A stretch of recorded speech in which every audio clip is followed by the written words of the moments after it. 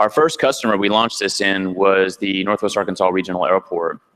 They have 1.4 million passengers that move through that airport every year, so it was a great avenue to get our product out there and test it and iterate a little bit. We moved on and launched into Harps grocery stores, where we expanded that test, and that gave us a playground to learn from, to test and iterate on. And basically what we found during this time of launching into XNA and to Harps grocery stores is we were getting pulled in different directions. We were getting asked by healthcare industries, education industries, hospitality industries to utilize our solution to solve their problems. But the industry specifically that we wanted to work in, which was the retail and consumer packaged goods and brands industry, they were asking us to solve other problems. And that's the industry we wanted to be specific in and work in directly. So we went back to the drawing board late last summer, and we started solving the problems that they asked us to look into. One of the key issues and problems that they wanted to address was around sampling and customer engagement and demos specifically. We're all consumers here. We've been into many retailers before. We've walked up to the station just like this, where we grab a product and we walk off. There's a big gap here. As brands, they spend lots of money to get that product into your hand as a consumer. But as you walk off, they receive no data about you. They don't know who you are. They don't know how to target you. They don't know how to get you the right products. And they don't know how to build products that you're actually going to like. Brands spend over $1 billion every year trying to get products into the hands of us consumers. And as I said, there's a lack of data that they're getting because they're not able to know who you are. Oddly enough, we've seen the rise of the e-commerce business, which means that foot traffic in retail stores is down significantly. And the last estimate, it was down 10%. So that means it's even harder and more complicated to get their products into the hands of you as consumers. And so what we do now is we bridge the gap between connecting those customers with the brands they love, utilizing different avenues, such as different text messaging technologies, email avenues, and in-store methods to engage those customers through sampling and customer engagement efforts. We call this the discover, the try, and the engage phase. This first instance here is the discover a product phase. So basically what we do is run digital ads, either in-store or out-of-store, basically connecting you as the customer to a brand that they might love. This is a sample ad that we actually ran a couple of months ago, which opted people in to receive updates from us when we did launch new sample products. The try phase brings that omni-channel experience back to customers. We take that digital and convert that into an in-home experience. So once a customer opts in to receive a sample of a product, now we convert that into an in-home experience. So they receive something in the mail, a physical product, they might receive some information about that product, and they also receive information about our company. So it's a brand that they're trusted. So we're building a brand here with Scosay around product sampling, demos, and customer engagement that customers can trust and they can engage with going forward. By the end of this year, we're projected to have 500,000 people on our platform, and by the end of 2017, we're projected to have 1.7 million people interested in receiving product samples. And the last and the critical piece to brands is really this engagement opportunity. As I mentioned, as consumers, when you grab that product at a demo station, you walk off, we lose sight of who you are. But with our services, what happens is we can do follow-up engagement with you. We can connect you back to the brands. Things like engaging with you through text message, or engaging with you through email campaigns, or engaging with you at your home. But the most important piece for these brands is really understanding who you are as the consumer. And that's where our big value add comes in. Having worked in this industry for over a decade, we understand that the data is a key piece to retargeting and managing how our brands and how we build products in the future. We take that data and put it in what we like to call our analytics blender. And we build a profile about who that consumer is. In this example, you'll see Samantha. She's a 29-year-old millennial mom who has 2 children. She's a multitasking maven. She text messages about 100 times a day. She doesn't have a lot of time on her hands. That's something that our customer and brands that we work with, they didn't really know who their core customer was. So we take Samantha and we try to understand how many Samanthas live around the world, or in the United States in this example. And we find out where there's high densities of Samanthas. So in this example, you'll see Dallas, and you'll see LA, and New York, and Chicago. And we find out there's a lot of Samanthas in those particular areas. But we're connected to Samantha now. We're connected to her through her mobile phone, through her email, and through her mailing address.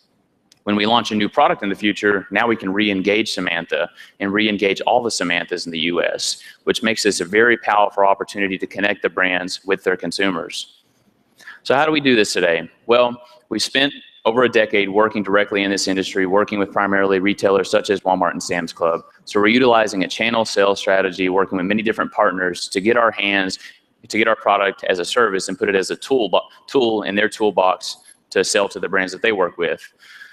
In Northwest Arkansas, there's also 1,500 different suppliers. So there's a large opportunity to engage with those suppliers for opportunities such as sampling and demos to get this product into the hands of consumers. And lastly, we're working on inbound marketing tactics, which is key and element to today's selling opportunities to get our word out about who we are and engagement processes that we offer. So why do brands invest with us? Well, we mentioned a few different reasons, but primarily is that they're interested in creating the one-to-one communication with their consumers, something that they couldn't do at a demo station as you got that product and walked off. Now we can create that ongoing effort, retain the lifetime value of that customer, and increase it over time. And then the last piece is the big data analytics, something they couldn't get at all before. Now we're giving them information about their consumers, the demographic information, and even their buying tendencies. We've created Samantha, we know who Samantha is, and we can reinvest and engage with Samantha across the country.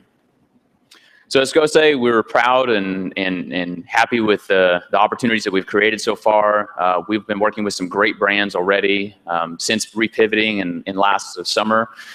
We've been working with several big tier brands in the CPG and the brands industry, and we're excited to be down here, and thanks for listening, and we'll take any questions and happy to answer. Question?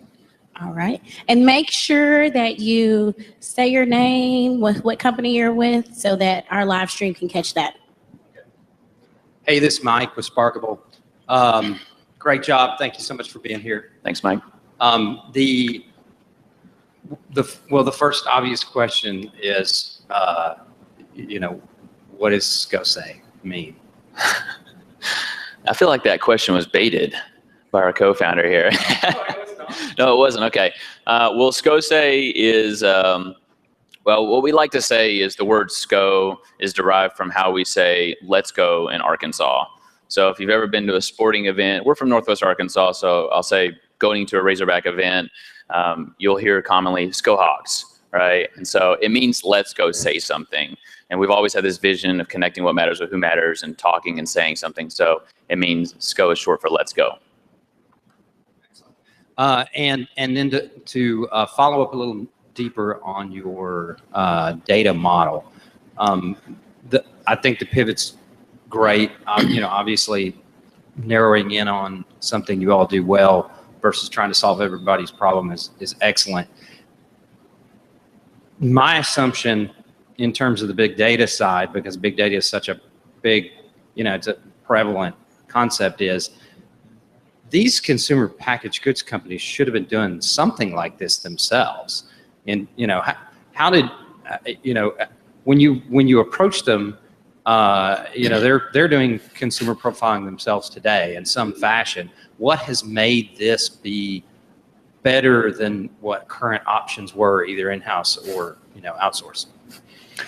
A lot of it has to come down to spend, and we're working with the account-based teams primarily today on initiatives at retailers, right? And so you have your buckets at the corporate level where they're spending money against some of these initiatives, where they are doing things like panel studies and research, trying to find out who the consumers are. But they're never really testing on this type of scale and quickness and efficiency and low cost opportunities to engage those consumers by doing it via sampling, right? And so what we're doing is meeting the customers where they already are, or organically acquiring the customers versus demos, which is just random sampling, right? So we organically acquire them where they are, which is on the digital fronts online, and then we can connect them back with those brands and offer that.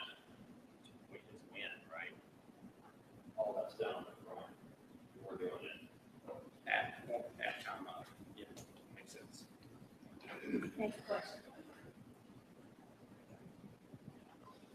Hey, I'm Dane Dover. I'm a CPA. I just was curious to know, are you trying to build a customer base that you will then cross-engage, or are you specifically building customers for each brand? You understand what I'm Yeah. asking? In other words, if you have 1.5 million customers, are you going to take that power then and go to a brand and say, we have 1.5 million customers that we can send samples to, et cetera, et cetera? We're doing both. And the example that you saw earlier where it said text sample into 89,000, that is a customer database of our own. So we're acquiring customers who are interested in receiving samples, but we're also segmenting customers for specific campaigns. So when we acquire these customers for, let's say, a granola bar company, we know that those people are interested in that particular product or those types of products, right? And so we're doing a bit of both. We're still learning as we go, kind of what's going to stick, what's going to work. But we are building a customer database where we can cross-engage in the future and offer them additional opportunities to receive product samples. But we want to make sure we target the right customers. That's a lot of the problem today with sampling and some of these initiatives is that it's not necessarily that you're the right customer for that particular product, and that's what we're going after.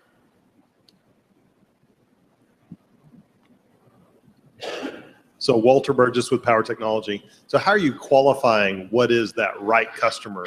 Because you've got big data, and there's a lot of relevant data in there, and there's a lot of non-relevant data, probably 10-to-1 ratio. So what's your qualification for that right customer that's willing to take samples of products? Yeah, so a lot of that is done through our targeted ad buying efforts and marketing efforts that we do online. So whereas we can say we want customers that tend to shop at Walmart, they tend to buy these types of goods, they tend to have these income levels, we can build all of those qualifying factors through our ad buying strategy, right? That's something different that you can't do if you're doing a demo in store where it's just a random sample of people walking up and trying products. Again, you don't know who those people are, you can't target them. So while we're not going to get every single piece of it down to the most minuscule level, and there are going to be a few outliers here and there, we are doing that targeted nature through our buying strategy. Hi, Daniel Schroeder with Pinnacle Wellness. How are you engaging them to get granular to begin with? Are they answering surveys? What's going on there? Today, we're not doing surveys. That's something that a lot of different marketing campaigns will drive in there, and they'll make you go through several different gates to try to receive something or try to qualify yourself into some type of sweepstakes campaign. Really, we're just simplifying the whole engagement process because it's more important to get your product into the hands of large numbers of people versus creating barriers to them to try your product, right? And that's a lot of the problem with the industry today is there's so many barriers to try a product, to try to get your hands on something. So we're engaging them through those simple factors. Where we do offer opportunity to do things like surveys and some of that is on the follow-up piece. So, hey, you've already received the sample. Well, when we follow back with you, maybe you're interested in receiving a coupon. Well, now we can ask you a few questions to get this extra benefit that we have already offered you. So it's a bit of the organic nature up front, but then we do offer a little bit of that on the backside. Okay. So if I'm at Sam's Club, there's a kiosk there, and it asks me every time I walk by, do I want a sample? And I pretty much take every sample because I might as well find out what it is. And how are you getting samples to people? We mail them to them. So how do you know whom to mail them to? So in the example that we showed you to text a sample to 89,000, right? So at that point, in less than, I'll say 30 seconds, we acquire things like the name, the phone number, the mailing address, and the email to receive the sample. So we qualify them there, get that information, and then turn around within 7 business days, we mail them a sample. So all the things that we do compared to that, that's called the Freeosk machine. We're quicker, we're more cost efficient, and it's more simple to use versus people that aren't necessarily inside the store. Great question, though. Does anyone else have a question? All right.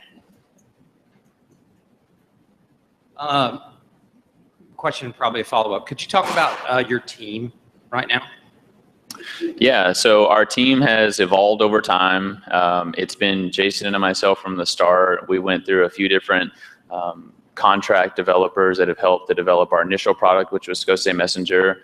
And then once we pivoted into this, we brought on a few interns that we did bring on to hourly employees. So we had expanded into 4 individuals, but with any startup, you go through a little bit of growing pains, and we've been working on raising money, becoming a revenue-focused company here in Arkansas, which if any of you want to talk about that, I feel like that's a huge important thing to consider. If you are doing a startup, be revenue first. And that's something we've learned. So we're a team of 4 today, and we're hoping to grow in the next 12 months much larger. And in terms of scale for you, you're in a very target-rich environment in Northwest Arkansas, obviously. But how much of what you need is going to be in other areas of the country or in other areas of the world with feet on the street to find some of these people versus just online? Let me re-clarify. So what's the need for people outside of the CPG kind of mecca, you know? So like a Red Bull truck driving around handing free samples out to individuals. Yeah, I still think there's probably a need for some of that, depending on the brand and how much money they're spending. At the last company that I worked for, we were launching a new brand in Canada, and we actually put up a station outside of the subway station downtown Toronto and handed out hundreds of thousands of samples to people, but we received no benefit of that, right? Already what we've done with our customers, we've proven lift on their sales through this targeted strategy of delivering samples to targeted individuals, right? So I still think there can be some need to that. It's a great media coverage type buzz that you can create, but I think there's a lot of benefit tying something like what we're doing together with some type of guerrilla tactic such as that. Okay. And one more, could you, since we got people, you know, watching and then the people here, could you talk a little bit about what you mentioned as a revenue first model, but just for clarification so people can understand strategically how that works for a company in a state like Arkansas versus out on the coast? Sure. Yeah, so when you compare what we're doing here in Arkansas to companies that might be on the West Coast or the East Coast, it's a little bit different in terms of when you're from concept, you have a pitch deck, you can go out there, maybe a solid idea, a great team. You can go out there and raise a lot of money or raise a good amount of money just based on your idea. While some of that is a little bit possible here in Arkansas, you need revenue to really garner that interest. And that's what we found early on, because we did receive the money from the accelerator. That was a huge help. We also received some investment from the state, which again was some huge help. And that's helped us keep going, right? But the point about reading revenue first is a lot of individual investors want to see that you have traction. And revenue here in the state of Arkansas means traction.